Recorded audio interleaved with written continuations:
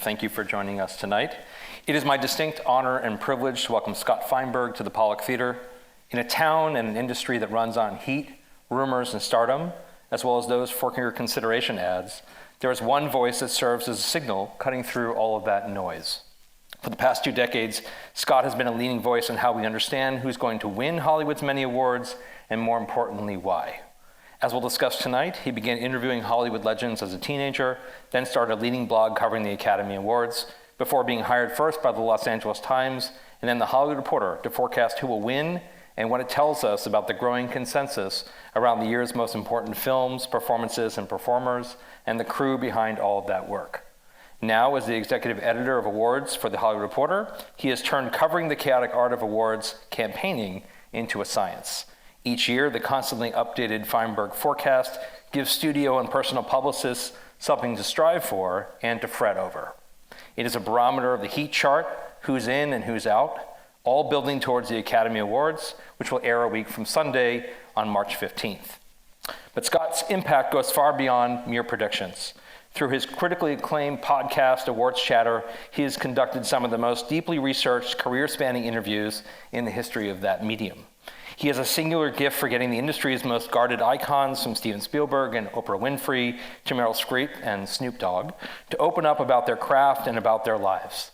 No one does the incredible array of research Scott conducts before an interview on Awards Chatter, and I encourage you to listen to the hundreds, well over 600, of podcasts he has recorded over the past decade.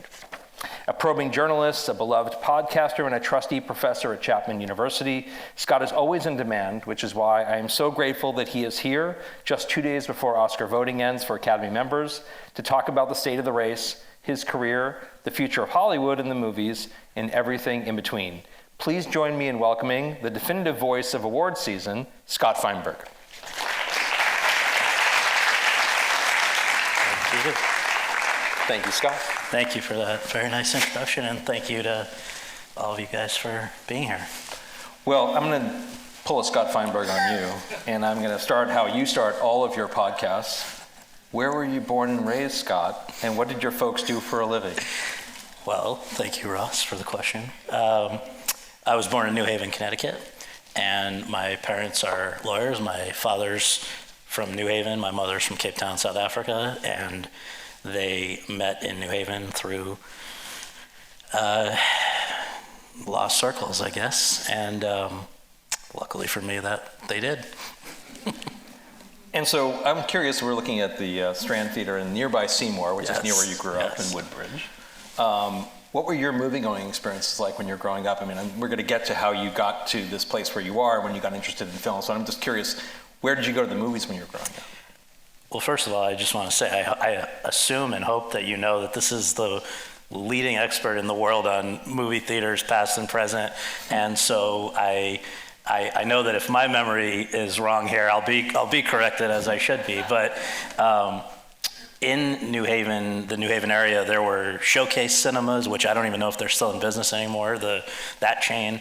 And certainly went to those. We were near Yale University and the campus there, which had an art house theater called, we were just talking about this, the York Square Cinemas, which sadly is also no more. And there it is. Oh, great, yeah. No, it was, but the thing that I guess I have to say is that I was no more frequent a moviegoer or anything than anyone else until I got to about 14, 15 years old, and then stuff happened that I have a feeling you're going to ask me about, so I'll save it. But up until that point, it was just, I liked movies. We had VHSs, but just nothing out of the ordinary. So your origin story has a lot to do with the AFI 100. Yes, I think a lot of people back in the day, this is like, I think going back to Blockbuster video days. Yes. A lot of people kind of got their sort of canonical education, not just from TCM, but from watching all the films in the AFI 100. So for your young person, that was a way to get entry. So is that how you got into it? It is, exactly. Yeah. No, and so if anyone doesn't know, the American Film Institute, I believe it was around 1998, put out a list. Well, first they surveyed a wide cross-section of the industry, filmmakers, movie stars, historians, authors, really a pretty thorough list, providing them with a ballot that they had put together of 400 titles from across film history and asking them to pick the 100 that they think were the greatest, or that they thought were the greatest. And that list resulted in a special that they unveiled it through a television special that was on CBS. And I missed that. But what then happened was I was in about to start high school, and in the summers at that time, this is not something I necessarily go around showing off about because it sounds a little strange, but I was a ball kid. We had a professional tennis tournament at the week before the U.S. Open was for tennis in New York. The week before, they played a big tournament in New Haven. And in the summers, because I was a big tennis fan, and what do you do in the summers? I was able to be one of the people doing that for some of the top players in the world, which was exciting. But when you weren't on the court, you kind of roamed the grounds of the tournament, and they had sponsored tents and all kinds of stuff. And one of those sponsored tents was ABC and their local affiliate, WTNH. And so, we had only so much to do, so we're checking out the different tents. And at that one, they were showing this very exciting new show called Who Wants to Be a Millionaire? And as somebody who was just, kind of like my dad, very into knowing at least a little about a lot of things, just a trivia buff, I felt like I was intrigued. I watched it a little bit, and they had a question: which of these 4 movies was recently chosen by the American Film Institute as the greatest of all time? And the options were Casablanca, Citizen Kane, Gone with the Wind, and The Godfather, I believe. And at that time in my life, I had not seen any of them. I'd certainly heard of them, but I just felt like, as a trivia buff, I should force myself to suffer through watching these 4 old movies just so I could say I had. To me, it was no different than if the question had been about, the greatest books, and like, oh, Ulysses, all right, we'll have to get through it or whatever. So that long weekend before starting high school, I remember very, very clearly, and I biked to our local library. I rented the 4 movies on VHS. I went home, and I guess it was over Labor Day weekend that I started, it's gonna be painful, but let's do it. And by the end of that weekend, I was totally hooked, shocked and hooked. And I then tracked down the full list of the 100, which I said, over my lifetime, I want to see all 100 of those. Within a year, I was done and needed more lists. I did have a life, but this was just part of it. I wrote to the AFI. And I was like, is there any way to get a copy of the ballot? Because I wanted more to check out. And this guy who I now know through work was a young person there, and I loved him for doing this, sent to this random kid in Connecticut just like the official ballot and the whole it was so exciting for me to just have the ballot, and went through those 400. And I needed more lists, and what I realized was that the Oscar nominees and winners, that was a list I wasn't going to get through so quickly, and was basically spanned most of the history of movies. And maybe I wouldn't agree with all of their picks or whatever, but it was a roadmap. And so what I would do is I printed out all these lists, and I had a binder, and I would highlight what I'd seen. And it was just this kind of weird obsession, which I guess over the course of my life, I've had a few things like this. At one point it was baseball cards, or at one time I thought Beanie Babies, I was going to be able to retire on Beanie Babies. That was a mistake. Just different things, but this one stuck. And very luckily for me, it did, because it kind of went from there. But the foundation of everything whatever I've been able to do, it traces back to, just a genuine love of film history, primarily classic movies, but then from there. But I don't want to jump ahead. But I just want to really. There was no agenda here where it's like this will lead to something, because I really didn't think it would. It was just sort of a thing I really enjoyed. And then you started interviewing some of the people of films that you were watching. Why did you start reaching out to these people? Why did they take your call? What did they think that you could give them, and what did you get from talking with them? It was purely selfish. I started to, in the course of watching all these movies, you start to... All right, who are we looking at right now? That is Celeste Holm, who won the Best Supporting Actress Oscar for 1947 for Gentleman's Agreement, and that's her Oscar. And that's some other guy.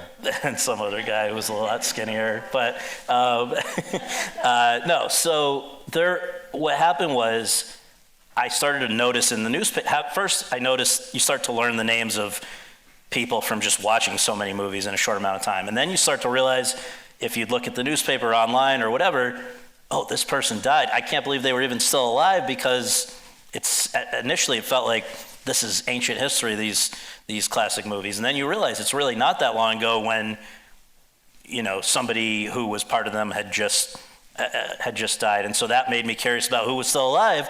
And then it was really, selfishly, how could I it wasn't about meeting a famous person. It was about another thing that was going on at that time was inside the actor's studio was at its height, however high that was, but it was at its height, and I was watching that and enjoying where James Lipton was doing very in-depth interviews with, often in the early days, people from the Golden Age. He later, as the show went on to Bravo, felt pressure to do more, current people, which I understand, but that idea of an in-depth interview with people who hadn't really done in-depth interviews about Golden Age movies really intrigued me. So when I remember throughout high school, going during a free period or whatever online and figuring out that there were certain websites where you could reverse search a name and maybe you would get an address or a phone number.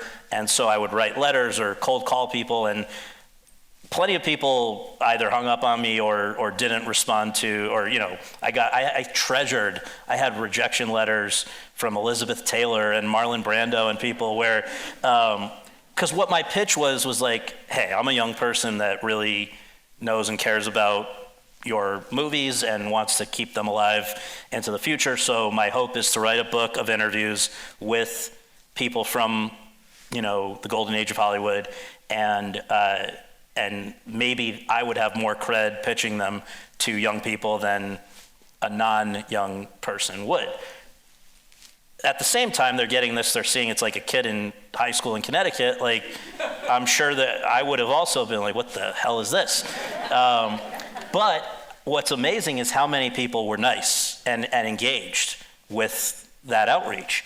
I would come home from school, and again, my mom's from South Africa, didn't really grow up with movies as a big part of her life, so she didn't know a lot of these names, but I'd find a note, or she'd be like, somebody named Eli Wallach called and said, give him a call when you get home, or Ernest Borgnine, or and the thing was, I took it very seriously, and so when I did those interviews, they bought into it, which, not that there was something that it was totally genuine. I wanted to do something with these, but you need somebody to take a leap of faith on you.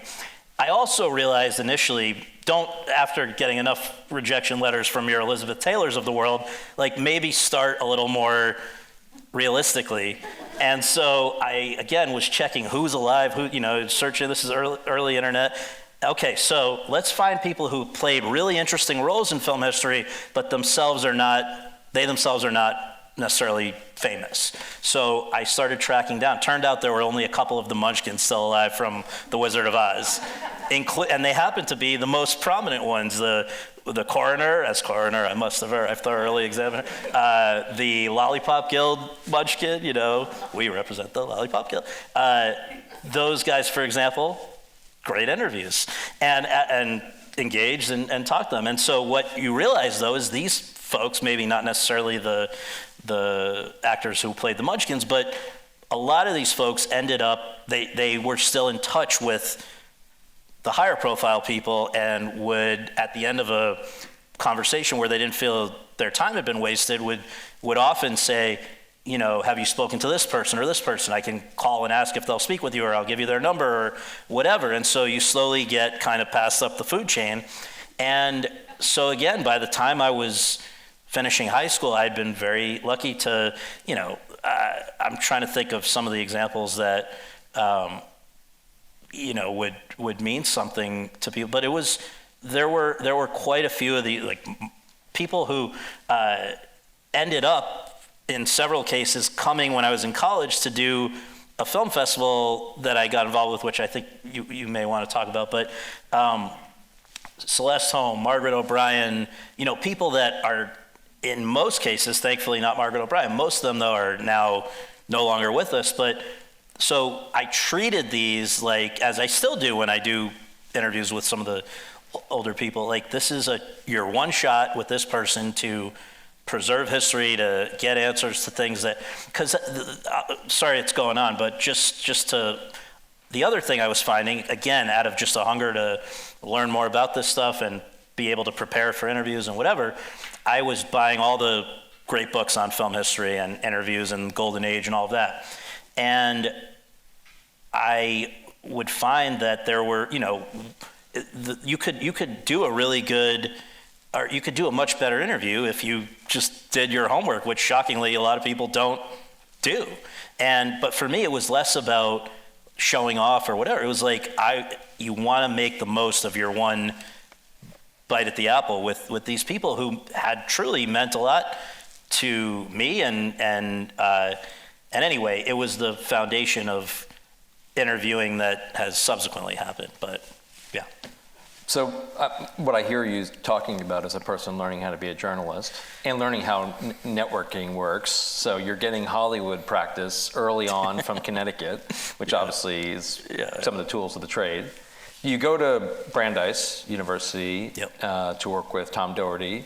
And from there, you then go to working with the Sundice Film Festival, which I think you're alluding to. Yeah. So what did you get out of the college years from your mentoring from Tom? Who we should say, we happened, the way I've come to know Ross is through this great professor who was a professor of American Studies but specialized in film studies at Brandeis University. And there were, you know, there's an accepted students day where you can go check out a university before you commit to going there. And when I was accepted at Brandeis, I went there and, you know, you can sit in on classes and just to get a feel for it. And I went and I looked at the schedule of what was offered that day.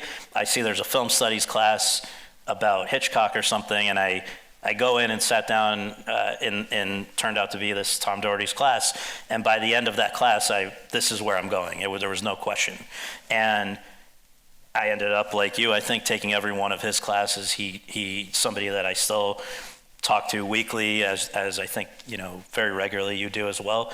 And it was something that someone who was encouraging of doing this, you know, I think he was teaching a lot of classes that people took because they thought it would be easy because it's a elective film class, but he was very serious about it, which I loved because I was very serious about it. And so there was this mutual, like, I guess, validation of we're not wasting our time here, either of us, once I started there. But the other thing that you're talking about is this film festival where when I got there as a freshman, an email went out from the student activities committee or whatever saying, you know, we had a film festival here that you probably don't know about because the people who had founded it and ran it had just graduated, all of them. So they were saying, we're looking for people to keep this thing alive, and please let us know if you're interested. And I wrote back and I said, look, I have no real interest in making or watching student films. It's never been part of the allure for me. But if you're willing to allocate some of the budget to bringing in interesting, you know, speakers, I think I can get a few because I've been interviewing them for, you know, my own purposes prior to that. And so luckily, I guess, they said, we'll find other people to handle the student film side of it. If you want to come do that, we'll support it. And Tom Doherty said, if you get somebody, one of these Golden Age people, we will show, he will facilitate, I guess, a rental of the 35 millimeter print of a movie of them so that we could show it before a conversation like this with that person. So over the course of the time that I was at Brandeis, we did this with Margaret O'Brien from Meet Me in St. Louis, Celeste Holm from Gentleman's Agreement, Roy Scheider from Jaws and all that jazz, Patricia Neal, I think we showed HUD, which she won her Oscar for. We had a bunch of people from, I now remember, Law and Order, thank you, Dick Wolf, Jesse L. Martin and Esapatha Murgison. And this one was awkward at the time, but hilarious, because initially when Esapatha Murgison agreed to accept this award from this festival, she thought it was at Barnard. So for her, it was going to be just going in New York down the street or whatever. Then she realized she'd agreed to come to Brandeis, and she honored it, which I really never forgot. And when I've seen her subsequently, I have always thanked her for that. But Jesse L. Martin came with her to introduce. It was amazing. So that kind of thing was kind of going on during the years at Brandeis, when it was also when I began to also kind of venture into the more current people as well. And that's where I was going to start asking you about the blog. Yeah. And the winner is. So how do you start? Why did you start? And the winner is. How did that? Obviously, it's growing out of this interest in the awards and in history. But when did you start the blog? Mm-hmm. And how quickly did your blog get noticed?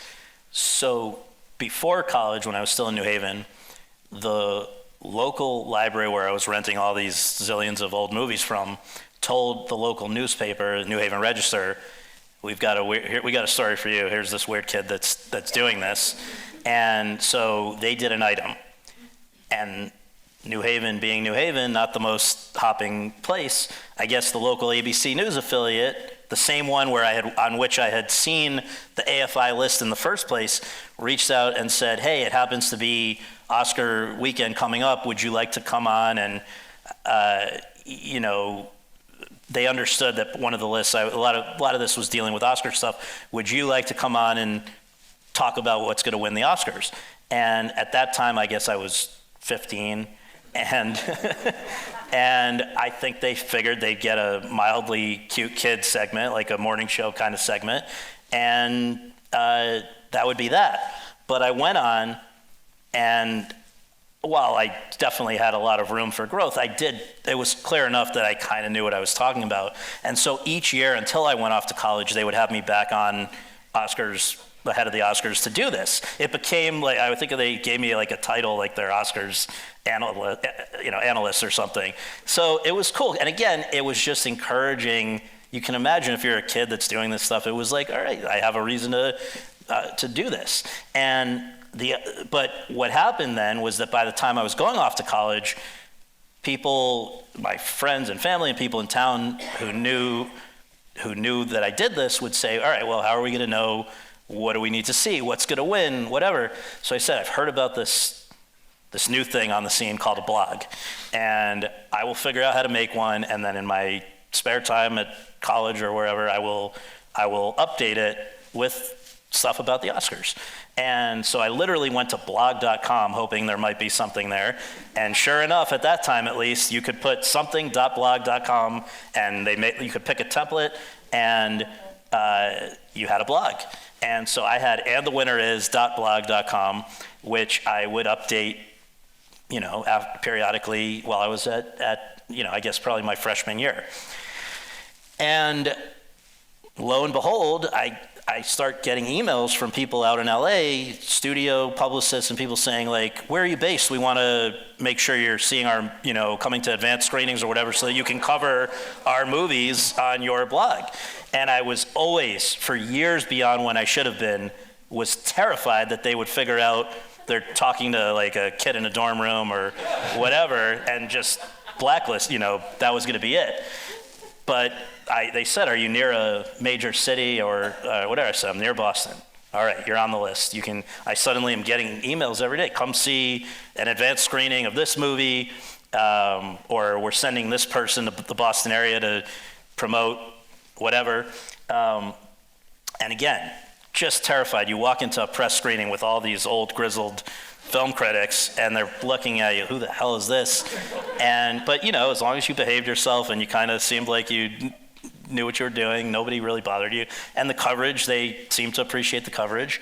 And so again, suddenly it's like, I remember this was the first year was the year of the Squid and the Whale and the Constant Gardener and different things where they're like, as you got closer to the Oscars, the publicists were like, look, we have these people who are in the running, Jeff Daniels, Rachel Weisz, whatever, they're available if you'd like to to interview them for the blog over the phone, or usually over the phone. Sometimes they'd send them in person through some major cities.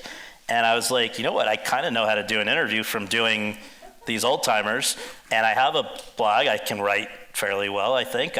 Let's give it a go. And so, again, it just was totally freak thing, but I'm sitting in my dorm room next to people that are passed out drunk or whatever, and you're doing an interview with whoever, it just went from there. It was, again, totally, a freak thing. And so when did the Los Angeles Times come calling? And they were really ramping up their Oscar coverage, and they're building the envelope. When did that become a thing, and when did they reach out to you, and how quickly did you kind of jump to that opportunity? So the Oscars, I think I'll preface the answer by saying, are probably the greatest marketing tool that an industry has ever created for itself. I don't know how many people, other than from listening to car commercials, know what the car industry thinks is the best car of the year, or any other business, but people all around the world tune in or read about what is essentially an advertisement for the movie business every year. And when you have something like that gets a lot of attention, people are going to want to try to influence the outcome, which, not saying there's anything wrong with that, but this goes back to the 30s. The Oscars started in the late 20s. By the early 30s, people had figured out, well, we can put advertisements in Variety or the Hollywood Reporter, and you're going to reach a lot of the voters. They called them for your consideration ads. And it went from there till Harvey Weinstein took it on steroids and, overdid it. But like that, it became a booming kind of cottage industry. And when the internet came along, people realized, wait a minute, we can sell separately ads online. At least let's say the LA Times realized, because their audience was the industry, if we have a website where we're providing different, more day-to-day minutia about the Oscar race, we can sell separate ads, for your consideration ads, on that. And so they were building that up what was very fortunate at a time for me, because I graduated from Brandeis in 2008, which was just as the economy was going off a cliff and we were having the Great Recession. So I was very much on the path to being screwed, like a lot of my friends and classmates. And it was, again, just very fortunate that at that time, thankfully, not knowing that they were dealing with a college kid or whatever, the LA Times, the entertainment editor at that time, reached out and said, we're aware of your blog. Would you be willing to come in for a meeting, at this place in LA next week? I think they assumed I was in LA. I must have still been at Brandeis, or just finished at Brandeis, so back in Connecticut. And I was like, absolutely, I'll be there, when are we talking, Thursday? All right, we'll see you there. So I go to have lunch with this guy again, sorry to be repetitive, but like, he's gonna take one look and see who he's dealing with, and goodbye. And so I'll have gone to LA for nothing. But fortunately, as it turned out, his position was like, look, we just want this kind of coverage. We have a couple other people doing it from LA. We don't really care where you do it from, just keep doing what you're doing, but you're doing it for us now. And I was like, I couldn't believe it. That was very lucky, and especially what I immediately found was that when you're asking for an interview or asking to be given access to something as the LA Times, it's a lot better than when you're asking as andthewinneris.blog.com. And so I just remember, I seized upon the opportunity to talk to still old timers who maybe I couldn't have gotten before, but they were promoting something or other. So while my day-to-day was still covering the current Oscar race, I was given enough leeway that I was able to do Mickey Rooney and Jerry Lewis and people that, again, were more the kinds of people I'd been hoping to get but couldn't quite get when I was on my own. And then the coolest thing of all was that when you're with the LA Times and you're covering awards, you get to go to the Oscars. And so that was the most, pinch me thing of all. But yeah, after a couple of years, I think the LA Times realized, look, we have people doing this in LA. I don't know that we need this guy doing this from Connecticut. And so that relationship amicably, but, ended. And then it was a question of, is there a way to actually, keep doing this? Or is it time to go back to reality? And again, this may be around the time that we spoke about, I was on my way to, figuring out, taking the study for the GMATs or whatever, because, and I would have been very happy to pursue that. I thought maybe the way to stay involved with this stuff would be to try to become Tom Doherty or yourself or others who I really respected who were doing this stuff. You made a good choice. Well, I mean, that was a big kind of question mark at that time. And so in 2011, you joined the Hollywood Reporter.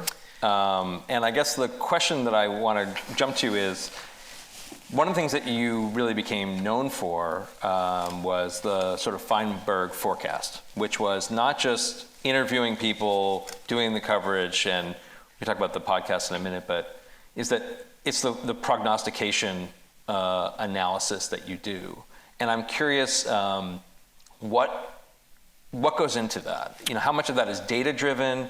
How much of that is analytics through thinking about historical comparisons, conversations you're having? And I guess the second part of that is, how much are different publicists whispering in your ear, not just about the film that they're promoting and the stars and the categories, but also how much are they telling you about why the other person's not going to win?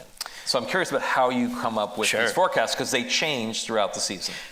So I'll say, first of all, that the prognostication side of this started because even before I had that And the Winner Is, that initial blog, one of the things that I'd found was there were a few, at that point, really, kind of similarly amateur blogs or websites or whatever, where people would have their own predictions about what they thought was going on, or contests. I remember Variety had again, early days of the internet, whatever, but a contest, you put your Oscar picks, and if you do well, you get whatever, a prize. I did those for a few years and did pretty well. And so I thought, if I'm gonna have this blog, I'm gonna start doing that on a regular basis where you're updating it to reflect new information. That continued at the LA Times and then continued eventually at the Hollywood Reporter, where they happened to just brand it, I guess, Fineberg Forecast or whatever. But the idea was always, this is not about what I want to happen. I'm not trying to influence it. I wouldn't presume to think that I could. It's more like being the meteorologist, where if you're right, people are going to keep checking back with you, and if you're wrong, they'll go elsewhere. But to try to be right, what it's evolved into was certainly drawing upon historical knowledge that you acquire over just seeing a lot of movies and understanding, therefore, the dynamics of when this kind of a movie is up against this kind of a movie, this is what tends to happen. That's part of it. There's been a certain level of consistency, even though over the decades people come and go and membership changes and whatever, but there's certain things that have always been seen as an Oscar movie or whatever, until recently, which we can come to. But then the longer I've done this, the more you're also essentially doing survey, samples in a way, talking to a lot of voters, as many as you can, to get a sense of where their thinking is and how it evolves. And then what's funny is I was terrible at math and science. They were just not things that I was ever interested in. But when it began to be applied to things that I actually cared about, it wasn't as unpleasant. And so there was a lot of looking at statistics and things that, it's not a science. There's no, if you plug in these 3 awards, then clearly that's always going to happen. But there are patterns and trends that you can recognize. And also there's an element of psychology where it's like you have to know, first of all, just processes of, like, there are basic things that for what I do that I don't expect the average person to know about, but it really is like the Oscar nominations, let's say the visual effects category. Those nominations are decided solely by the visual effects branch of the Academy. It's a small percentage of a large organization. So nominations are going to be chosen by people who really know what they're talking about in that area. And that might be reflected on by the prior picks of the Visual Effects Society or some of these, each of the different branches, there's usually a corresponding guild or whatever, and you can see where they're breaking. But then you have to know that the winners, the period that's being voted on right now, are, for whatever reason, the Academy felt, only experts should pick the nominees, but then everybody picks the winners in every category. So you have makeup artists voting for visual effects. You have, cinematographers voting for screenplay. Like, it doesn't really make sense, but that's the way it is. So when you know then that 95% of the people picking best visual effects don't really know about visual effects, it becomes more about psychology of coattail voting and different things and as it turns out, very, very rarely, to stick with that example, when there's a Best Picture nominated film that's nominated for Best Visual Effects, it has almost never lost to a film in that nominee in that category that's not nominated for Best Picture as well, because part of that is that people vote without having seen all the nominees, which it's not nice, but that's the reality. And part of it is, we could go on and on. There's a lot, but it's just something that with time, again, you just get more familiar with and apply. But there's no way that anyone should be able to sit here and tell you, like, with any, that they've talked to enough voters to base a prediction on that. That's nonsense. There's 11,000 members of the Academy. For there to be a scientific sample size, it would be way more than any of us, do. But we still do something that we call a brutally honest ballot, which I'm in the midst of gathering for this year, where the minute voting closes, we start rolling these out. We talk to voters. We say, we'll give you complete anonymity in return for you giving us walk us through how you decided to vote for what you voted for, because I think that is instructive and it's interesting. Again, it's not saying this is representative of everybody or anything, but it's a look into how people approach this stuff. And over the years, we've had people say, some people take it dead seriously and watch every single thing, and there's not a jokey aspect of it. Some people are like, I voted for this person because I hate this person, or they once yelled at me on set, F them, or I didn't like the poster, or I didn't see 4 of them, but I really liked the one, so I'm voting for the one. And it helps.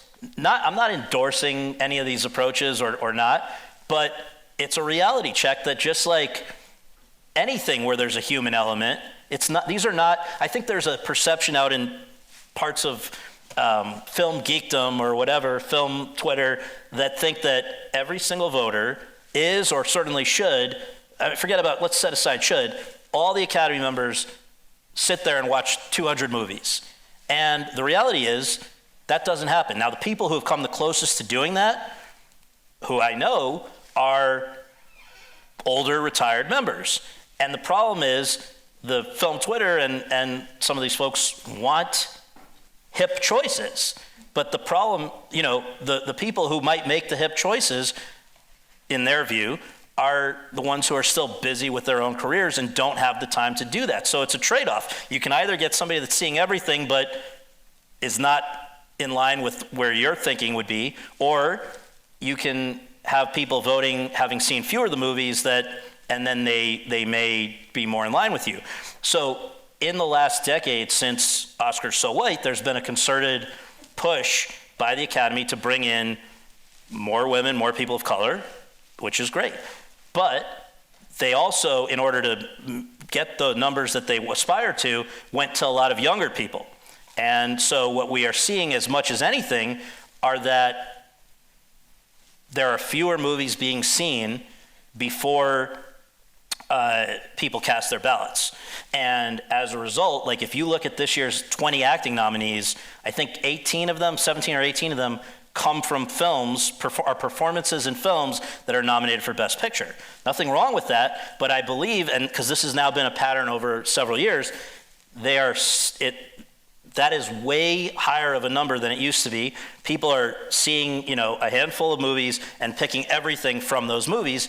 And so that's, again, just another thing that you try to identify. So it becomes harder to, when you're picking your nominees, you're going to be a little less inclined to pick somebody that is in a movie that's not likely to be nominated for Best Picture, because you just, again, these kind of patterns emerge. So I'm going to jump ahead. I want to come back to talking about the podcast, but I think this is probably a good segue to talking about some of those nominations for the 2026 Academy Awards. So before we do that, I think the one thing that I would be curious is what just happened over the weekend, and how does it maybe have some impact on where we're headed? There was a very clear front runner, and this past weekend shifted things maybe just a little, or at least opened some eyes. So what happened this weekend, and then we'll talk about Best Picture and a few other categories. Well, the top two contenders coming out of the Oscar nominations this year were One Battle After Another, which got 13 nominations and has been winning everything, and then Sinners, which got 3 more nominations but had not been winning anything. In terms of top prizes, we could go into smaller categories, but top prizes. So on Saturday night, the Producers Guild weighed in and went with One Battle After Another. And the Producers Guild is interesting because they are the only group, like the Academy. They and the Academy are the only groups that use what they call a preferential ballot to pick their top winner. So it's not just like pick one of these nominees and check it off. It's rank 10 of them in the order that you think they belong, and then it's a kind of convoluted process that works backwards, eliminating the movie that has the least votes, but not wanting to totally discount that person's ballot. So then they put it in the pile. What was number 2 on the ballot that's just on the pile that's just been eliminated? All right, then that ballot gets moved into that pile and that keeps happening until one pile exceeds 50%. So that you're not going to have a movie that maybe 15% of people love, but 85% of people hate. You're going to have a movie that the winner is going to be something that is somewhere high on at least most ballots. So anyway, PGA goes for One Battle After Another, which had happened already with BAFTA, Directors Guild, a lot of the precursors that are indicators. Then on Sunday night, they have the what used to be called the SAG Awards and now is the Actor Awards, which has a hit and miss track record with predicting the Oscars, but whenever there is an upset at the Oscars for Best Picture, it's usually preceded by a win at SAG. So Shakespeare in Love, Crash, Spotlight, Parasite, they all won Best Cast at then the SAG Awards, when that seemed like, oh, this seems like a surprise and an outlier, and then they win Best Picture at the Oscars. This year, they went, it wasn't a shock, but they went for Sinners for Best Cast. What kind of underscored the interest in Sinners was that they also gave, they were the first major group to give Best Actor to Michael B. Jordan, the star of Sinners. Timothée Chalamet had been winning things up to that point, and then it was kind of all over the map. But the significance was the actor awards here were happening right in the middle of Oscar voting.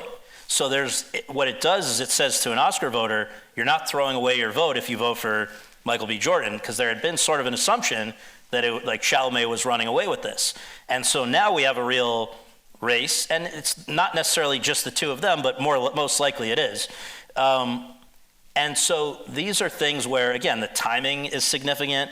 The fact that SAG-AFTRA, which picks the actor awards, is 160,000 actors / members of AFTRA, which is radio people also and whatever. But the point is, that's the community of actors speaking.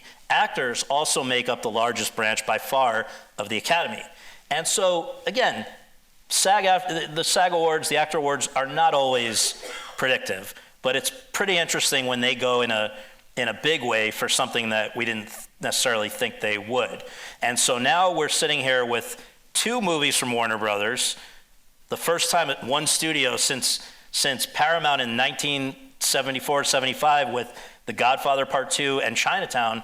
This is the first time since then that you have one studio with the top 2 contenders for Best Picture, and it's a 2-horse race, and really it's a tough call. And we can go further from there. But that was what happened this weekend, where it really injected at least a little drama into the Best Picture race. So we have some clips to look at of some of these Okay. nominees, and I want to say before I do that I used the Feinberg Forecast to choose carefully we're going to watch. Thank you. Let's take a look at the top 3 nominees for Best Picture, and then we'll talk about it after. Great, thank you. That. So there was a lot of there's been a lot of excitement about Hamnet. There's been a Golden Globe winner. A lot of excitement on One Battle After Another, and a lot of excitement at Sinners. Yeah. How do you make sense of it, and where are we? I think the key thing that makes let's start with this. In 2010, after 70-something years of having only 5 nominees for Best Picture, the Academy expanded to as many as 10. Now it's a guaranteed 10. In some years it was allowed to fluctuate, but now there's 10 nominees. When they did that is when they brought back this preferential ballot that I was talking about, which is a wild card. It really makes it hard because you're not just saying what has the most support, it's sort of what has the broadest support. So that has made my job harder. There's also now 20% of the Academy that's based outside the US who are harder to monitor as far as they're not represented in the Guild Awards and other things. And so I do believe that without that, you would not have had Parasite 6 years ago becoming the first non-English language movie to ever win the Best Picture Oscar. Think about all the great non-English language movies of all time. It had never happened. So I think there are structural things that have changed that make it different. So one piece of data is Sinners has 16 Oscar nominations. Again, that's 2 more than any other film ever. The record was 14, and previously All About Eve, Titanic, La La Land. Even among those, La La Land did not win Best Picture. So it's a reminder that nominations do not necessarily, being out front doesn't always mean you, in fact, often does, it just doesn't correlate.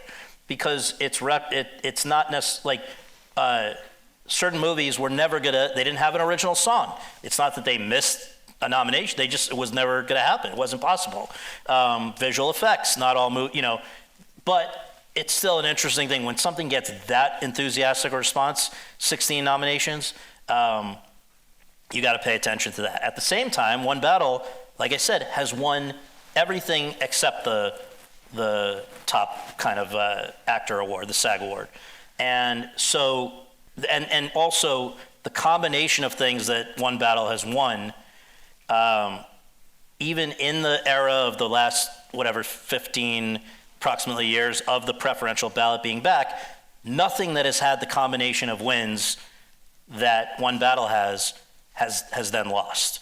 So my job, I feel like, is to play, like I say, you play it safe. Do I think Sinners could win? I really do, and I'm very tempted to pick it because I feel the level of enthusiasm for it is broad, whereas One Battle feels a little more polarizing.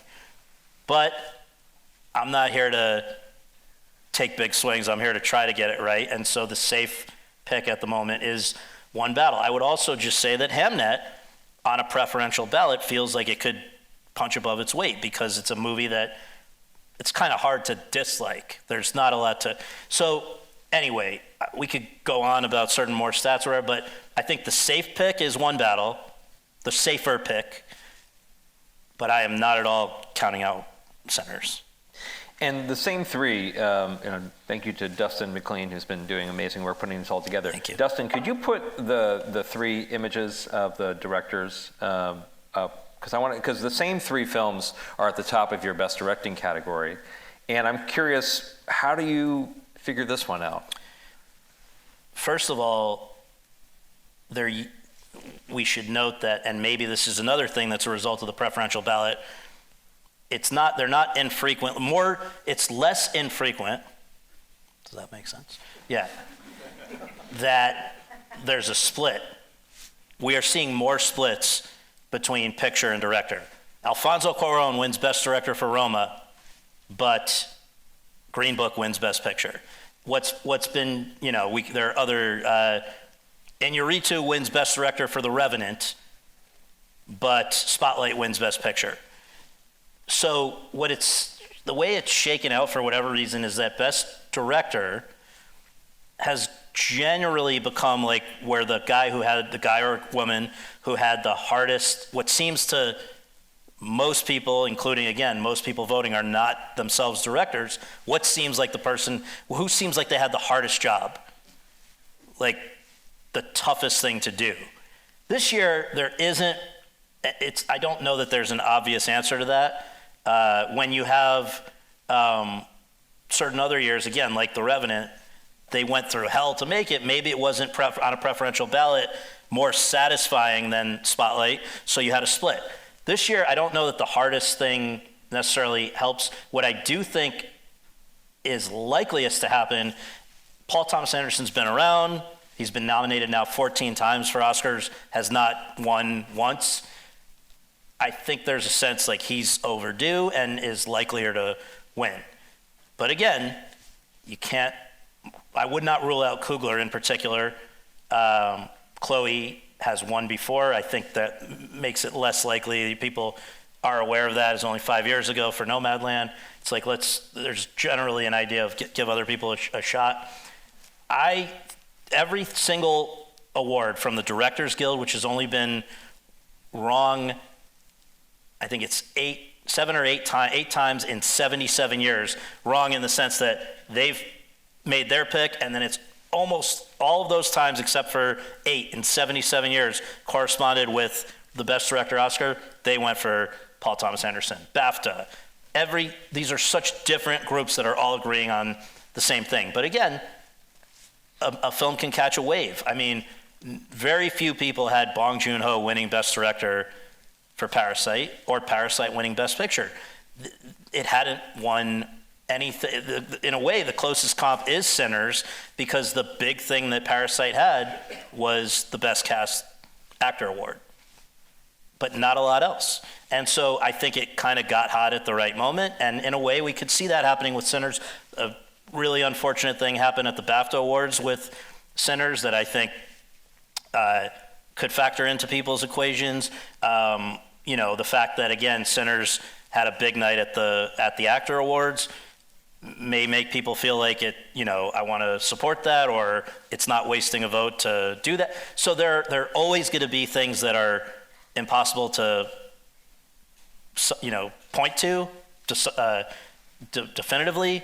But again, playing it safe, if you're the odds maker in Vegas and you don't want to lose money, you put Paul Thomas Anderson. And you make a really good point, because there is these waves. I mean, we can talk about Amelia Perez, but we don't have time. But there are these moments where we don't be here all night. Yeah. But we have these times where January voting is not the same as February and early March voting. Right. And so so some things, Honora came on it was always really, it came in waves, and then it just Suddenly, it Sean Baker, cascaded. first time winning 4 in one night. And I would just say that I think one of the things that we were talking about Parasite a second ago. Parasite won 6 years ago when the Oscar ceremony was on February 9th. We are talking now about 5 or 6 weeks more of a season where it is tough to be the front runner for so long. One Battle, from the time it came out in October or whatever, has been the front runner. People get tired of the same narrative, or the same. They kind of, some people like a little drama or a little shaking it up or whatever. Or after the court, some people, when you have a movie that's been that hyped up and then somebody only gets around to watching it, closer to now, it's hard to live up to for any movie to live up to all the hype. So there are things like that, which again, they're kind of intangible, but it's tough to be there used to be in the 40s and 50s, there weren't, the Golden Globes were there, but you didn't have a million of these the SAG Awards, Critics' Choice Award, where the same thing keeps winning, and eventually you get bored of even if you like them and you voted for them, you're like, enough already.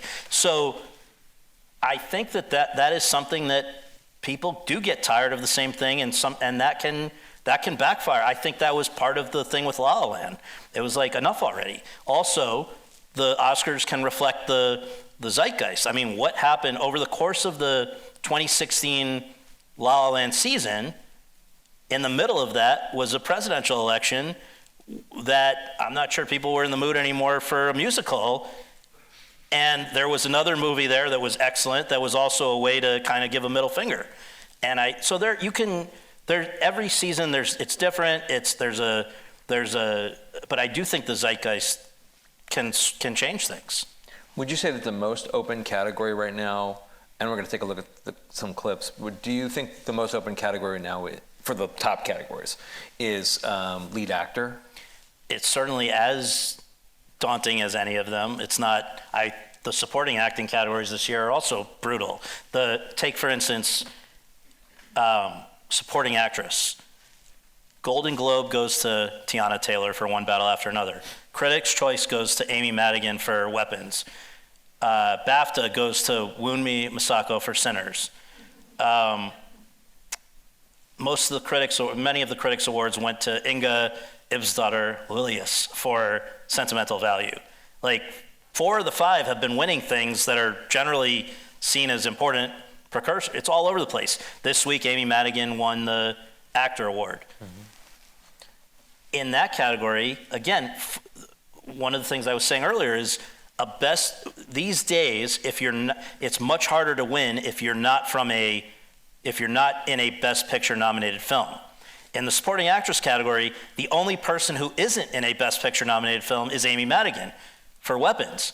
And yet I do think I have to probably bet against that rule, because she has literally been an Oscar nominated actress working with people in, known big name ID since longer than any of the other 4 were even alive.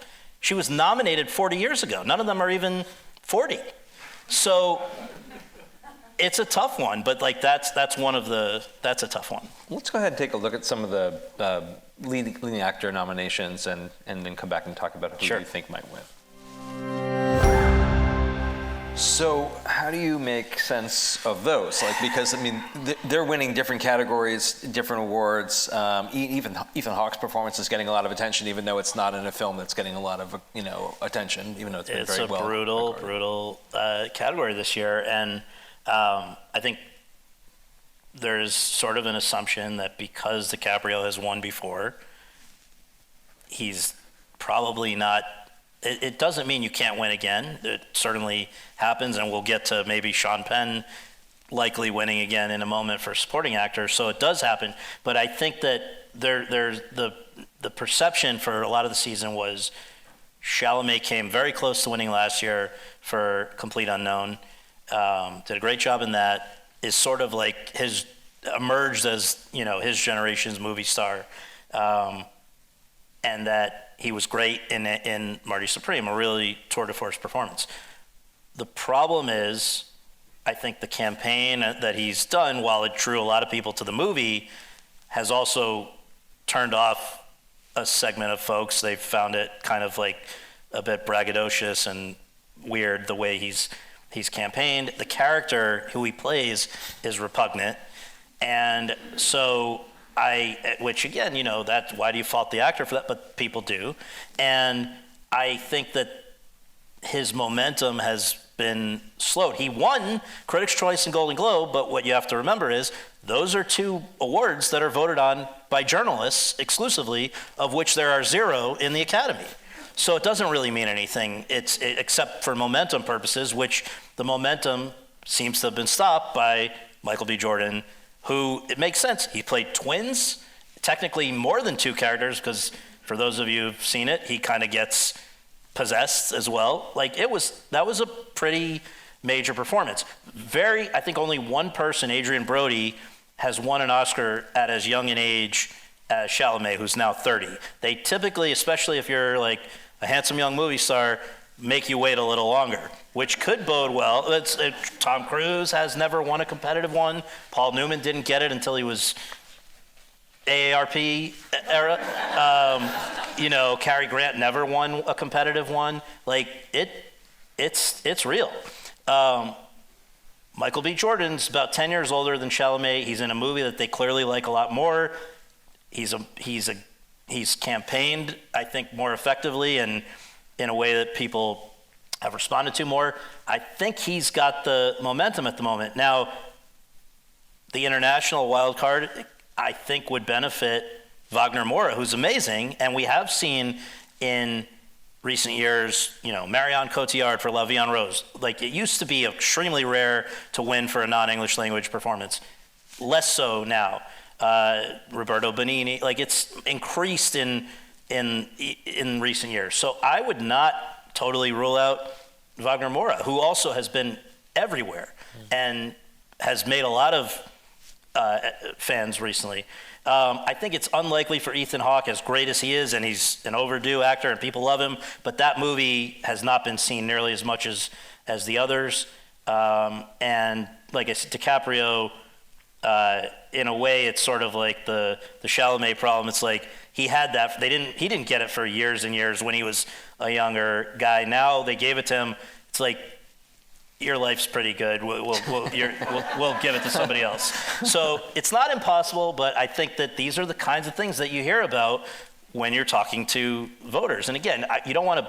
I'm not betting on anything because of a conversation with a voter, but you start to realize certain things get repeated enough that's real. So right now, I think it's most likely between Chalamet and Michael B. Jordan.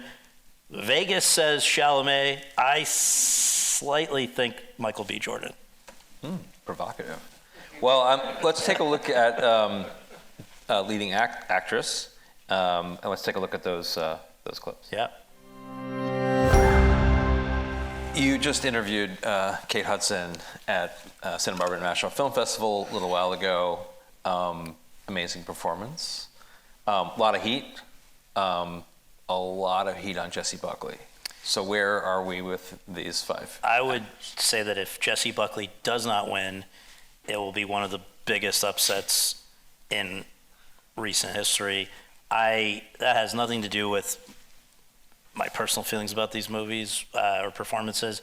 It's just she's literally won everything. She's in the movie of these folks' movies that is the strongest overall with the Academy. In fact, the only other one, so Renata Reinsve, who was the fourth, I believe, that we saw, and Emma Stone are also for Best Picture nominees. The other 2 are not. I think that, again, 10 years ago when the Academy was half its size and kind of more overwhelmingly LA-centric, I would have given more of a shot to Kate Hudson. It was kind of a clubbier Academy. You've had many multi-generation winners over the years, the Fondas, siblings, de Havilland and Fontaine. Like, we could go on and on. The Redgraves. Nowadays, I think that matters less. And I think Jessie Buckley, it's just, again, has kind of run the table. So if it's not her, just know that people are extremely surprised about that on my side of the table. So that's an easy one, more or less. Yeah, I mean, yeah, obviously yeah. some possibility. Yeah. I thought I would switch you into a category that's a little less easy to figure out, and one that's very. We have a soft spot here at UCSB because Andy Jurgensen, our alum, is up for Best Editing, and I would just want to look at these 3 clips to take a look at editing and talk about how do you take, again, using the Fineberg Forecast to take the top 3, how do you take a look at these 3, and then how do you and how do the voters who are not always editors, how do they make these determinations and what do you think will win? So let's go ahead and take a look at these 3 clips. So I have actually kind of come around on Andy's chances. I initially was thinking this could go for F1. Again, remember that most people who are voting are not film editors, and for many of them it's sort of based on recent history, and actually not recent history. Their idea of editing that should be recognized is often like fastest cuts, most cuts, which for F1 there's certainly a lot of that. And by the way, the last time there was a movie like F1, in a sense, Ford v Ferrari won editing and sound, which this time, again, like revving. Okay, so that's good sound. I think this time that F1 will win sound, but I think that editing is statistically looking more and more like one battle. And again, there are just not any one of these things would be the reason to pick it, but the combination of BAFTA, the American Cinema Editors, the Guild of Editors, several others, that combination has never not won. And this is the combination that one battle has. So again, rules get broken every day, but if you're playing the odds, it's looking more and more like one battle. And what's also interesting is that cinematography and editing actually fairly rarely go to the same movie. Maybe just psychologically people think great cinematography would not be interrupted by a lot of I don't know. But I actually think this year those two are likely to go together, which again I think it's happened 4 times in this 21st century. So we'll see. I certainly, wish him luck. I guess that's me stumping. But one other question I want to ask you was for next week, and this is next Sunday, March 15th. Yeah. And then I want to ask you just a couple of questions about Oscar history. But for next week's broadcast, what else are you expecting? I mean, we did talk when we spoke about this, is that there's a little bit of military activity going on in the world right now, and Oscar history is one that's often about political speeches, ones that people cheer or boo, both in the auditorium and also at home. What do you think next week's going to look like? What kind of categories do you think might make news? What do you think? Well, in terms of what you're referring to, I mean, there is a great Iranian filmmaker, Jafar Panahi, who's directed what's somewhat oddly the French entry for Best International Feature. It was just an accident because Iran would not submit a film that was critical of Iran. He got financing from France, so he was able to submit it from them. It won the Cannes Film Festival also. There's a chance he could win, but I think it's likelier to be one of the 2 non-English language films that's nominated for Best Picture, Sentimental Value or Secret Agent. But if he were to win, that's when you're likeliest to get a speech that talks about what's going on at the moment.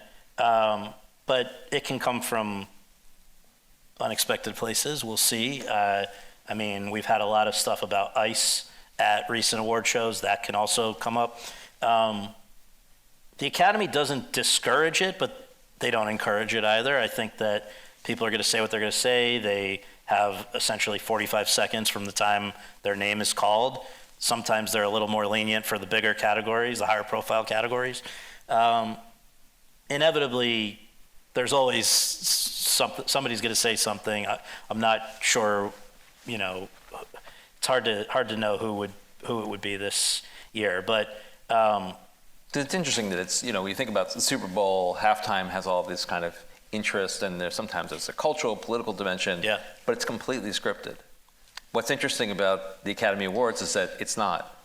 And even though it's not Ricky Gervais tearing apart everybody with a joke, it is still an opportunity that every time someone comes up there, as we saw with BAFTA, every time someone comes up there, we just don't exactly know what happens. And that kind of who knows what will happen is why people tune in. Well, in the last 10 years, we've had somebody screw up Best Picture. We've had a slap across the face. We've had... You've just jumped to two of my questions. Sorry. Yeah. Well, if you could take a minute, I'd love to just go back to a couple of these. Sure, You've made some great allusions to a few things. Thank you. Can you tell us, maybe not everybody, I'm sure most people remember, you were covering this. This is the first one I guess we could talk about. I mean, it's one thing to watch it on TV, and I'll confess, for whatever reason, because I think the Oscars are so weird, I was actually out to dinner in Hollywood, and the entire restaurant, just because everyone's phone was going crazy. So what was it like to be a journalist covering this? How quickly did you realize something very insane had gone on, and how did it feel inside the room? Can we swear here? Yes. Okay. So, your seats are different every year. That year, I was one level off the ground, straight on to the mic. And when Will Smith got up and went on stage and did the slap, I assumed, and I think other people who had the similar vantage point thought it was a bit, where it was such a loud thud that we thought he hit the mic as part of the bit. And, it was so unfathomable that this could be real. Then, when he sat back down and yelled, "Keep my wife's name out of your f***ing mouth," when you heard twice the F word, then you knew it was real. And everybody looked around and was like, what is going on? And then you saw Chris Rock, who's normally very quick on his feet, like mumble, like he made a comment, tried to make a joke about it, but you could see that he was very shaken.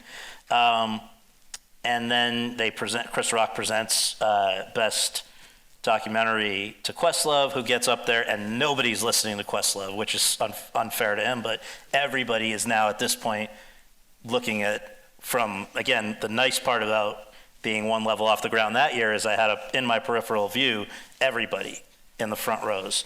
So you're seeing Will Smith and his wife, and you're seeing everybody's reaction and looking around. And then the most interesting thing, which was not broadcast, was goes to commercial break after Questlove finishes his speech, and it was seeing how everybody behaved at that point. And Bradley Cooper and Denzel Washington came over and kind of pulled Will Smith into a corner to talk to him, and I guess try to figure out what was going on. And apparently later Denzel said that he was, kind of saying something like, when you're at your highest, something where he was trying to just calm down, because everybody knew that in a matter of minutes later, he was going to win Best Actor, and then we were going to have a pretty weird, because it wasn't even, that was like one of these Jesse Buckley things. He was winning. And that was what made it extra weird, that on the best night of your life, you have the worst night of your life. And it's kind of just Shakespearean, the way and obviously the stakes are, it's not a war, but it was unbelievable. And then what you would see is each commercial break, Will Smith's publicist would come from the wings, or the green room basically, where I guess, other publicists had congregated, and would come out and kind of kneel down at his table and try to talk to him. And apparently what we later heard was that the Academy was telling her to tell him to get out of there, and he wasn't going to leave because he knew, again, he was about to win an Oscar. And the Academy didn't want to handle it themselves and have a scene, which a lot of people subsequently think they should have, because it's basically an assault on the stage. But in the moment, I think half the people were not sure what they'd seen. Like, unless you're up close or unless you're checking your phone to watch replays of up close, it was very confusing. It's so unfathomable that what happened could happen, that I think, there were a lot of people who were criticized when Will Smith, a few minutes later, then got largely a standing ovation when he won. And I think, again, I will say, I know people around me, I'm a journalist, I knew I needed to check my phone, and I knew what had happened. But it was only a few minutes later, and a lot of people were still not totally, it was kind of in disbelief about what they had seen. So I'm not, excusing people that did whatever they did, but it was so unfathomable. And so, that was that one. But yeah. Speaking of unfathomable, Yeah.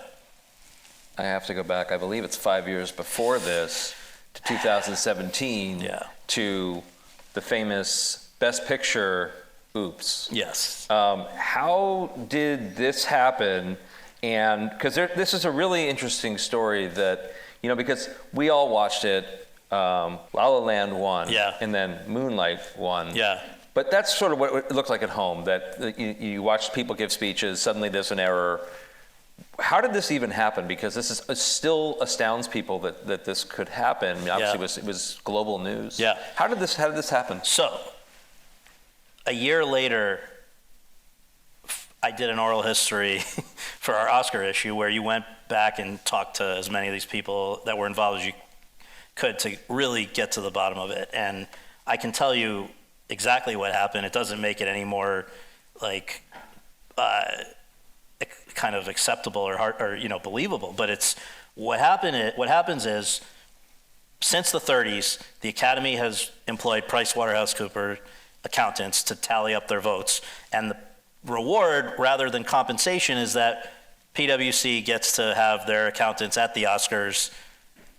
It used to be, may I have the envelope please, and they'd walk out and give you. Now they're more in the shadows, which turns out not to have help, because what they do is they have two accountants on either side of the stage, because with each has the complete set of 24, or this year it'll be 24 categories. Every envelope, they each have a copy on either side of the stage, because sometimes at the last minute the presenter comes in from another side or whatever. And first of all, they're required, those two accountants, to memorize all the winners in case somebody goes up there and as a prank or whatever says the wrong winner. That way they know they have to spring into action immediately and intervene. That year, you got down to the last two categories. And so there's Martha Ruiz on one side of the stage from PwC, and there's Brian Cullinan on the other. And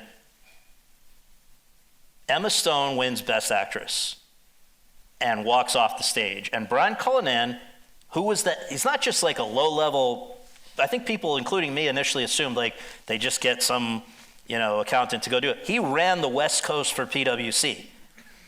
He was very excited to be there. He had apparently asked producers, he offered to, if you need me for a skit or anything like this, and they had, some years that kind of thing had happened. But he was very excited to be there, and he has his two envelopes, the last two envelopes there, because Emma Stone had come in from the other side, or the person who presented to Emma Stone had come in from the other side, so that person now had one envelope. Brian had two, but before he got around to putting the Best Actress one back in the suitcase, which is what you're supposed to do with the second envelope when it's not used, he was taking a picture of Emma Stone coming off stage, and as Warren Beatty and Faye Dunaway were getting ready to go on stage, and handed them the wrong one. Now, as you can see, the envelopes that year were very dark red, and the lettering on them was also dark red. So if you weren't looking closely at the outside of the envelope, which you assume you're given the right envelope, there's no, it wouldn't have been obvious. It wasn't obvious lettering. So these two get out there, Warren Beatty and Faye Dunaway, 50 years after Bonnie and Clyde. That's why they were asked to do this. And Warren Beatty opens the envelope, and it says, Emma Stone, La La Land. Now, Emma Stone, since then, has become a active Oscar-nominated producer. Nowadays, it would be understandable if her name was listed next to Begonia or Poor Things or whatever. It would be weird but if she was the only name on the thing, but it says Emma Stone, La La Land. Warren Beatty pauses and looks at it, and then made the only, people assumed that it was because these guys were older or whatever, that they screwed up. He's looking at it, and then his mistake was showing it to Faye Dunaway to be like, what do you think? And she just looks at it and says, oh, you're being impossible. La La Land, because she sees La La Land. And so the three producers for La La Land come on stage. At this point, if they were doing their jobs, Brian and Martha both should have immediately come on stage and corrected the situation. However, what was not really thought about was that if this kind of thing ever happened, these people would realize they've just ruined their careers and panic. And Brian's the senior person. Martha was the junior person. So she would be going out to correct her boss. So she froze, he froze, and backstage they started to get nervous, and a director of the show who's not with PwC and doesn't know the winners in advance realized that something was wrong and is on the radio saying, we've had a mistake, but now everybody's trying to figure out what do you do. Meanwhile, on stage, the first La La Land producer, Jordan Horowitz, starts and finishes his acceptance speech. The second one, Mark Platt, starts and finishes his acceptance speech. And the third guy, Fred Berger, is midway through when behind him, if you go back and watch it, you've got people with headphones and a very red-faced Brian Cullinan and Martha Ruiz walking around trying to find the envelope that was opened to read this. Now, Brian knows that they both know that they've screwed up because they know what the winner is. But the director is the one that's looking for the envelope to confirm what happened. They get the envelope from Jordan, who had finished the speech, while they're behind Fred. Fred doesn't really, he knows something weird's going on, but so they look at the envelope and they have the other envelope, and so they confirm which one was read on stage. And then they have Warren Beatty open the correct envelope, and he's been asked to go and announce that Moonlight actually won, but Jordan Horowitz, who's been seeing what's going on, steps in and says, and was kind of like the hero of this, being a good sport in a terrible, awkward situation, grabs the envelope from Warren and goes up and holds it up and says, no, there's been a mistake, Moonlight, you guys won, come on up. Now, from the audience, I just assumed, because again, it's so unfathomable, that there had been some sort of a incident between the Moonlight and La La Land people on the red carpet or something where he's being a jerk and is actually trying to mess with them. Because what are the chances that there was actually a mistake with there could have been a mistake with 23 or 24 categories. They not only had a screw up, but they had a screw up with the biggest category that there is. So it was unbelievable. Then I get a text from my editor-in-chief who's seated elsewhere that year, and he says, meet me at the shrimp station. We need to figure out what happened here. And I'm literally had a panic attack because I'm like, how am I supposed to figure out what happened in an envelope further away from me than the back of this room? So I go out and I track down at the governor's ball that they have immediately after, Faye Dunaway, and I said, what happened? And she was told by the people around her, just say no comment, because I don't even think they knew at that point exactly what had happened. Warren Beatty had walked off the stage and gotten a call from Annette Bening telling him to come home right away and keep the envelope. And so he kept the envelope so that nobody could say that he had been the cause of the screw up. And as I later learned and reported in our oral history, the Academy president and CEO got the PwC accountants and said, we're going down into the bowels of the Dolby Theater right now and figuring out what happened and who's taking responsibility for this, because it was as mortifying a thing as could happen unless somebody slapped somebody else on the Oscars. And so in the end, PwC, had to admit that what was their biggest, this is 20 times bigger than having an ad in Times Square or something. This was supposed to be their showing how great PwC is, made a fool of PwC. It was just, and then the Academy was, for the next week, we're reporting the Academy was meeting, do we fire PwC? Well, no, because they also do their actual accounting. It was just this whole shit show.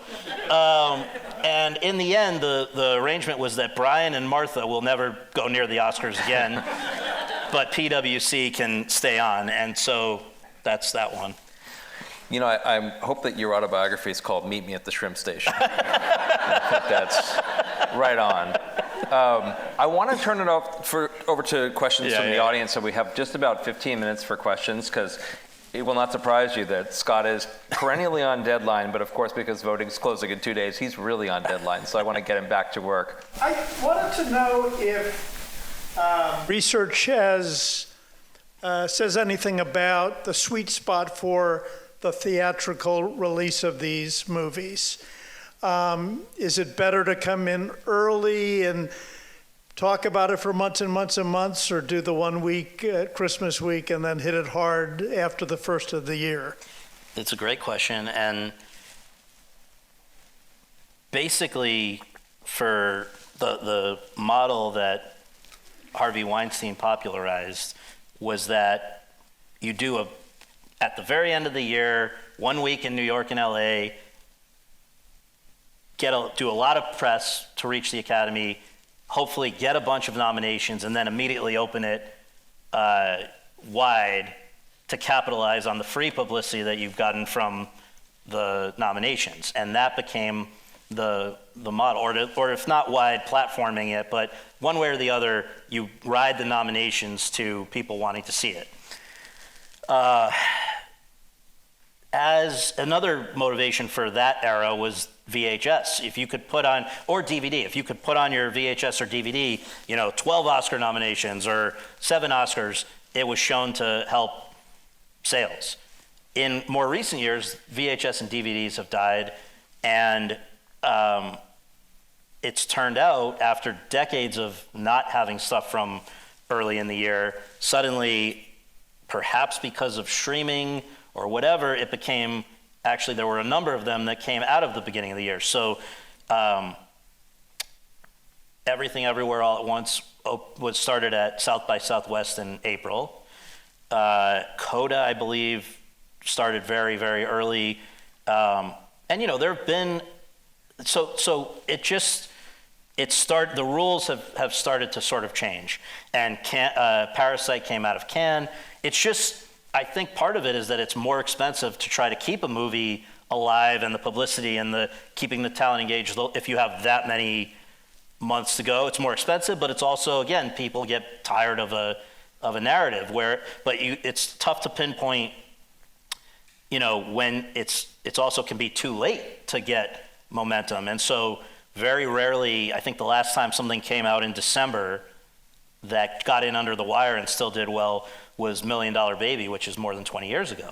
So what the most frequent thing is to go to roll out at the fall film festival circuit. So Telluride, Toronto, New York, and then a bunch of the more regional like Savannah and others so that means Labor Day weekend onwards.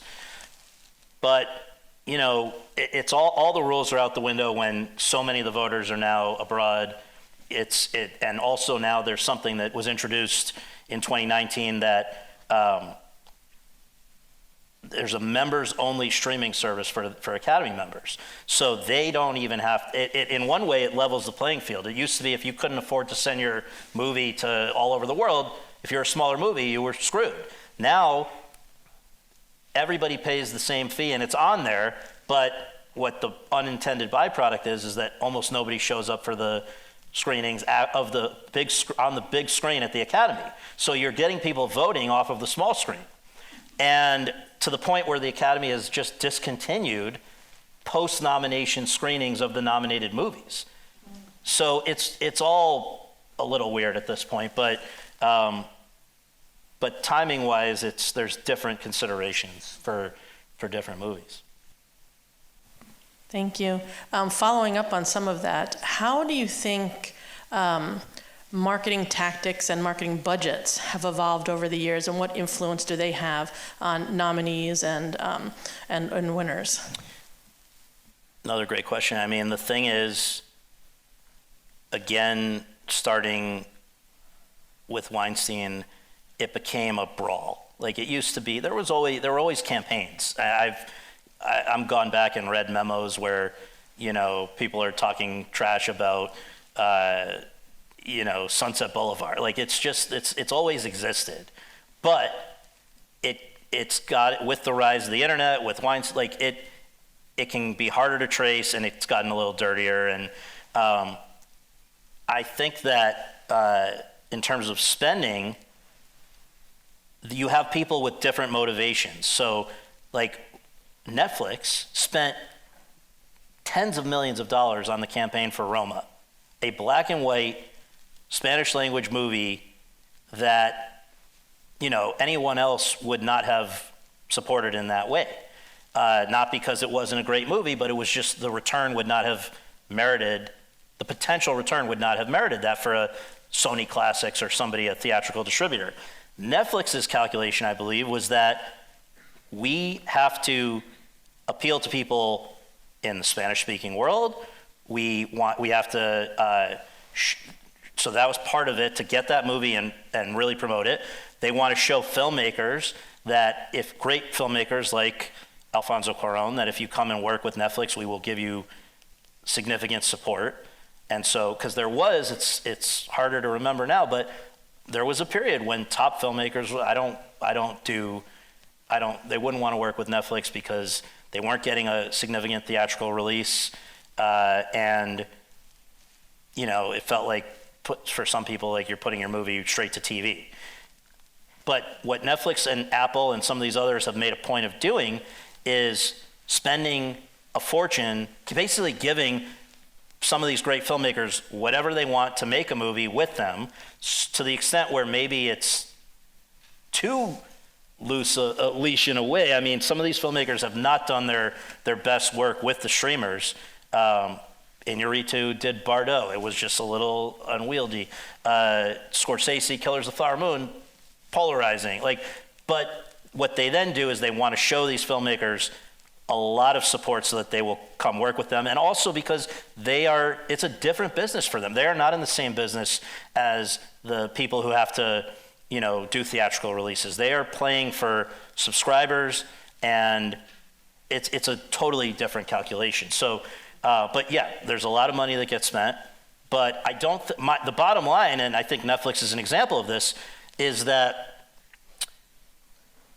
you can spend a lot on a campaign. They have more people working for them on award stuff than anybody else. They spend more than anybody else, but they've not yet won Best Picture. I think that campaigns are effective at getting people to be aware of a movie's existence, maybe to get them to check it out, to go in and watch it, but you can't make somebody like something they don't like. And so it's great for nominations because, again, people are only seeing so many movies before they vote, and so Netflix consistently does very, very well with nominations. But when it comes to wins, they're not doing badly, but they're not yet winning Best Picture. They've won Best Director a few times. Jane Campion with The Power of the Dog, Cuarón with Roma, on and on. But they're still, it's hard to say if it's because they haven't yet picked the right, you know, acquired or made the right movie that would play for Best Picture, or that there's still enough people resistant to recognizing Netflix. You know, it probably is some combination of both. But I mean, a streamer has won Best Picture with Coda, so it's not impossible. It just hasn't happened yet with Netflix.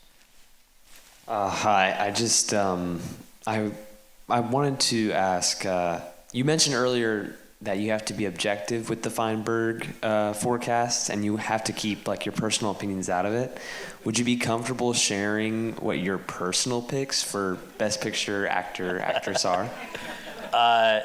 Yeah, I mean, again, hopefully it'll underscore that it's totally different than I think one of the best movies of the year didn't get a single nomination. Gus Van Sant made a movie, Dead Man's Wire, which had a distributor that is trying their best, but they're new and it's tough to break in. And this movie got really lost. It played some festivals, Toronto, I think premiered there, got lost. I think that's an excellent movie. Bill Skarsgård, the son of Stellan, who may win an Oscar, maybe, you know, I don't even know where to tell you to find it. I hope it's streaming somewhere, but it was not widely seen. In terms of the ones that are nominated, which may be what you're asking about, I don't know if we can pull it up again, the list. It would help me to There you go. remember. Thank you.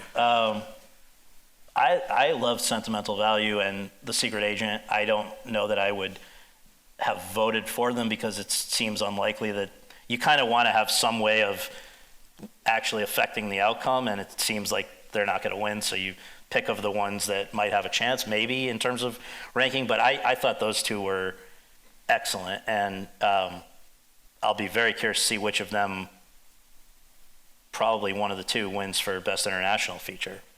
But again, Wagner Moura in Secret Agent, great performance, who up for Best Actor. I'm excited, you know, the fact that he's even nominated. But there's no bad ones in the lot. Actress, I was less personally crazy about Hamnet. I think it's good, but I was less. Again, Renata Reinsve, I think Sentimental Value was unbelievable, and that might be my vote. And just I'll quickly do the supporting if you have them. Stellan Skarsgård was great, also in Sentimental Value, but again, a lot of good options there. And then supporting actress, really tough, but probably Amy Madigan. It's just so unexpected, and it's also, you know, so different than anything she's done or anyone else's. Anyway, I'm not one of the 11,000. They haven't invited me to there you go. Thank you. Thank you so much. Since you're dishing on what you really think and feel, this is not directly Oscar related, but totally related. What do you think about the Paramount Skydance, the Netflix battle to take over Warner Discovery? And what do you think about consolidation in general? That's my it's big question. Scary and a bit sad, because I think certainly the way it's worked out with Paramount, there are going to be massive layoffs as they have to cut a certain amount of money. I felt like Netflix was weird because they clearly they've never had a desire to be involved with theatrical, but I thought it still made a little bit more sense than Paramount. And my concern also with Paramount is that, based on what they've done with CBS, I think it's a little disconcerting that there might be political influence or whatever there. But the whole thing is just sad. I mean, the fact that Warner Brothers, one of the original, great studios, is they might even sell off the lot. They might sell off both lots, Paramount and Warner Brothers, and build condos or something there. It's really sad. And this is what happened. The Warner Brothers is no longer, it's been a long time since the Warner Brothers or somebody had a real personal vested interest in the fate of any of these studios. And I guess, time marches on and things change, but the whole thing's a little sad. And I'm sorry for the people. There are a lot of people who are going to be affected, which is coming on top of the 2 strikes, which we've not come back from that, which comes on top of the pandemic. Like, it's been a rough 5 or 6 years for the business, and I guess it was going to go to one of these two, but it's not great either way. Thank you. There's an award being given this year for Best Achievement in Casting. Yes. Can I have your thoughts about why that award is being given this year and your projections? Sure. There have been for years a few casting directors in the Academy, and they didn't have a branch, so they were considered members at large, so they only got to vote for Best Picture. Then over time there was a growing push to give them their own branch. Before there was even a discussion of an award, just like this is a key part of the business, there should be more casting directors in here. Give them a branch. And there was actually a documentary called Casting By, which was excellent, which kind of highlighted the work of casting directors that I think helped to make that happen. Then you had a casting director become president of the Academy, David Rubin. And on his way out, I think it was he who was most instrumental in actually getting them, convincing the board, like, we've added and subtracted categories over the years. It's time to at least, to introduce but not take effect until this year. So this was a few years ago. And so I think it was really his influence that got it over the top. Now, talking to voters, especially this week, trying to get a sense of how they're breaking on different things, one thing that I've learned is that many of them are saying, like, how are we supposed to evaluate best casting? Part of the concern is that, like, a casting director can suggest things, but casting is ultimately the decision of the director. So are we looking at most, best discovery? Are we looking for most outside the box casting? Are we looking for best ensemble? It's hard to, I guess, by the way, you could say, editing, they do it, but they do it under the oversight of the director. So nothing's totally clear in most of these areas, but this is new, so there are a lot of questions. I believe that a lot of people are treating it as best ensemble. And I think for that reason, I do think Centers and Francine Maisler, the casting director, who's also been around, very respected, I think it and she will win. And maybe they will give more guidance in the future about what this means or how you should look at it. But as of now, I think people seem to be saying what's the best assembled cast? And by the way, one battle is not a bad one either. But I think with Centers, aside from Michael B. Jordan, there was a lot of creativity in finding this young guy, Miles Caden, who turns out to be a great singer and actor as well, and finding Wunmi Masako, who's also nominated, and just a lot. But I think one of the things, no matter what you think about Marty Supreme, the casting is unbelievable. The woman Jennifer Venditti, who cast it, specializes in street casting. So they're going out and finding people just with interesting faces that look somehow like 1950s New York people.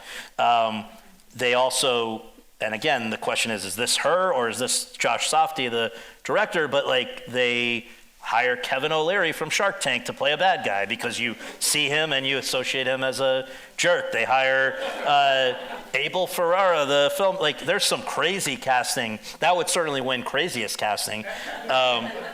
Secret Agent, I believe, is one of the nominees, and I think it's unbelievable.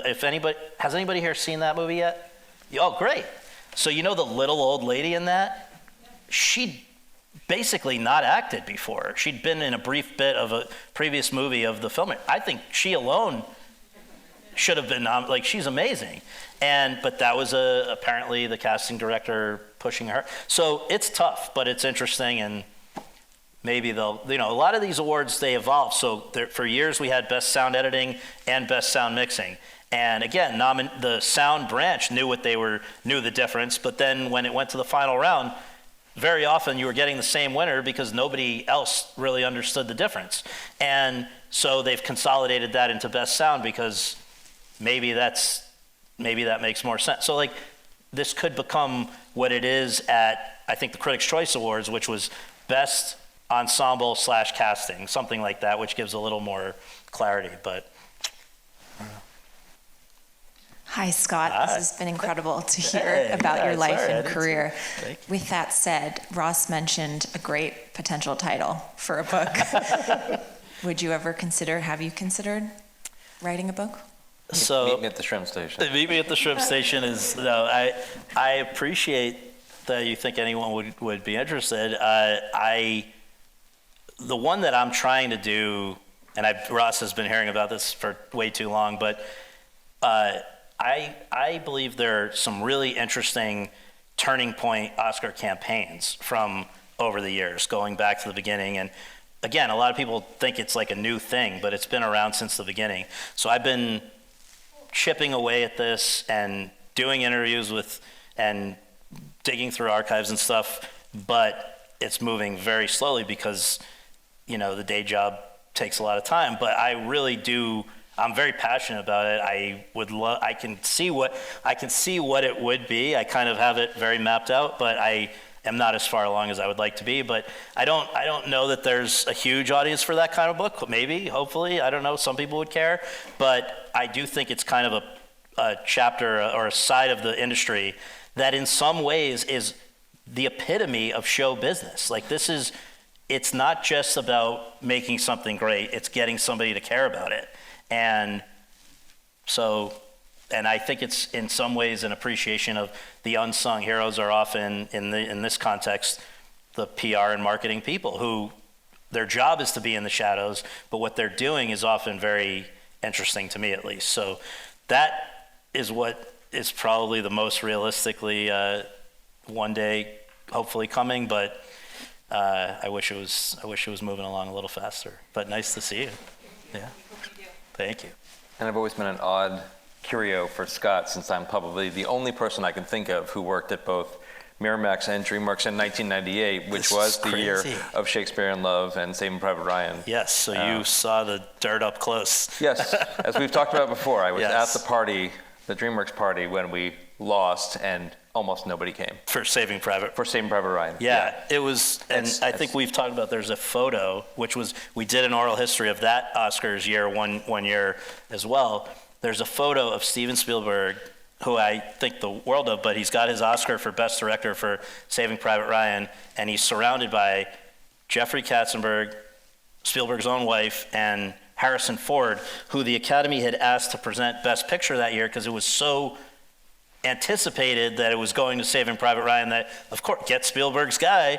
And so he had to open it and say Shakespeare in Love. So Spielberg's sitting there. Again, nobody with an Oscar in front of them has ever looked so sad as he did on that night. But you had a front row seat. That was cool. Very much. Yeah. And we've all had a front row seat to a really amazing conversation. Thank you so much, Scott. Thank you for all your. Thank you. Thank you for everything. Yeah, really. Thank you all for being here. Thank you.